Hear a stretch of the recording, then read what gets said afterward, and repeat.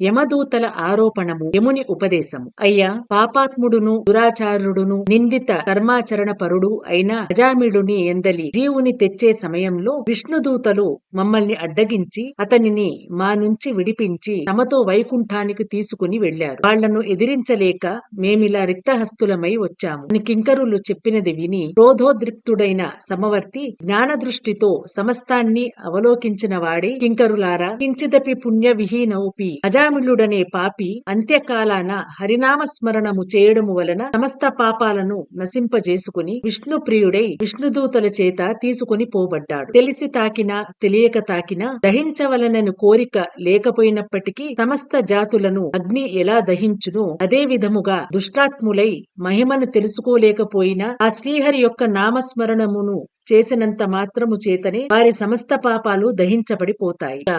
భక్తిభావంతో స్మరించిన వారు కేవలము కైవల్య పదగాములే అవుతారు అంటూ సేవకులను ఎంతవరకు చెప్పాలో అంతవరకు మాత్రమే చెప్పి యముడు మరింత పూర్వాలోచన పరుడయ్యాడు. అజామిళుని పూర్వజన్మ. అజామిళుడు అతని పూర్వజన్మలో సౌరాష్ట్ర దేశములో శివార్చకుడుగా ఉండేవాడు. ఆ జన్మలో కూడా స్నాన సంధ్యాచరణాది రహితుడు, దైవేతర చిత్తుడు, దైవ ద్రవ్య అపహారి అయి ఉండేవాడు. బ్రాహ్మణుడై ఉండి కూడా ఆయుధపాణి అయి దుష్టులతో స్నేహమును చేస్తూ తిరిగేవాడు. అర్చకుడై ఉండి కూడా వివిధాభరణ భూషితుడై స్వేచ్ఛా విహారాలు చేసేవాడు. బహుభాషియై యవ్వనములో ఉండేవాడు. ఆ కాలానికి అదే గ్రామంలో ఒక దరిద్ర బ్రాహ్మణుడుండేవాడు. అతడు దరిద్ర పీడితుడై అన్నము కొరకై పట్టణములు పల్లెలు తిరుగుతూ యాయవార వృత్తిని అవలంబించి ఉన్నాడు. ఒకానొకసారి అతగాడు తనకు లభించిన యాయవార వస్తుజాలాన్నంతటిని మోసుకుని వచ్చి భార్యను పిలిచి, చాలా ఆకలిగా ఉంది, సత్వరమే వంట చెయ్యి, ముందు కాసిని మంచినీళ్ళియ్యి, అవి త్రాగి రవ్వంత ఉపశాంతిని పొందుతాను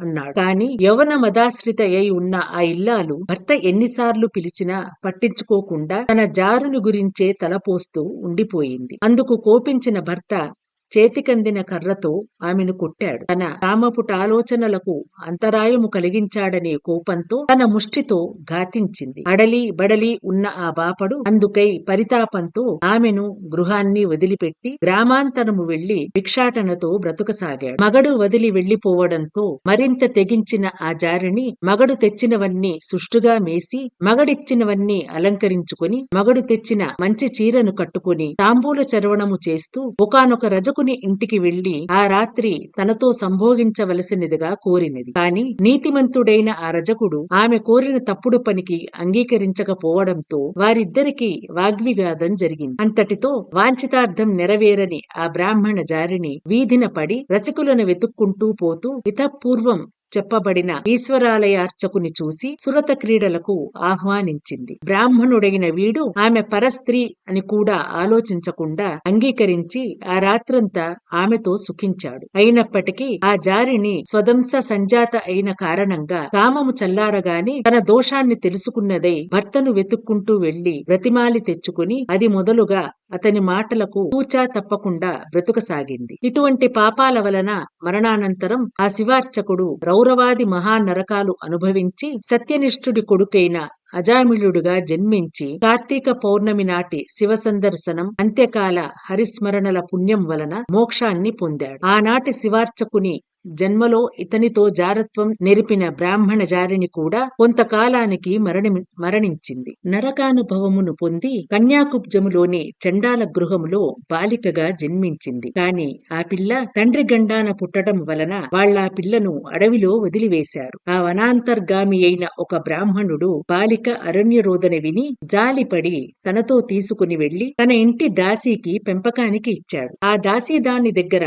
పెరిగిన ఈ పిల్లని అనంతర కాలంలో అజామిళుడు దగ్గరకు తీసుకున్నాడు. మహారాజా, నువ్వడిగిన అజామిళుడి పూర్వగాథ ఇది. సమస్తమైన పాపములకు హరినామ స్మరణ కన్నా మించిన ప్రాయశ్చిత్తము మరొకటి లేదు. అది సాధ్యము కానప్పుడే ఇతరేతర ధర్మశాస్త్రాది ప్రోక్త ప్రాయశ్చిత కర్మలను ఆచరించాల్సి ఉంటుంది. జనక నరపాల, ఎవరి జిహ్వ హరిని కీర్తించదో, ఎవరి మనసు హరి చరణాలను ఆశ్రయించదో, ఎవరి చెవులు శ్రీహరి సంకీర్తనలను ఆలకించవో వాళ్ల పాపాలు ఏ విధముగానూ కూడా నశించే అవకాశము లేదు. ఎవరైతే ఇతర చింతలన్నింటినీ విడిచిపెట్టి విష్ణువునే ధ్యానిస్తూ ఉంటారో వారు తప్పనిసరిగా కైవల్యాన్ని పొందుతారనడంలో ఏమీ సందేహము లేదు. మోక్షాసక్తులకు మురహరి స్మరణ ఏ విధంగా సూక్ష్మ మార్గము, అదే విధముగా కార్తీక ధర్మాచరణమనే సూక్ష్మ మార్గము కూడా మహోత్కృష్ట పుణ్య ప్రదాయిని అయి పాతకాలను పారద్రోలుతుంది. పాపాలను నశింపచేసే శక్తి ఈ కార్తీక వ్రతాచరణంకు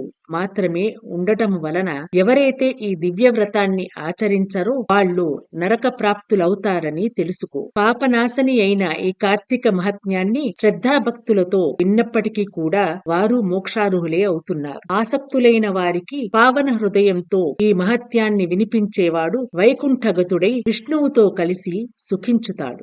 ఈ వీడియో మీకు నచ్చినట్లయితే లైక్ చేయండి, షేర్ చేయండి, మా ఛానల్ని సబ్స్క్రైబ్ చేయండి.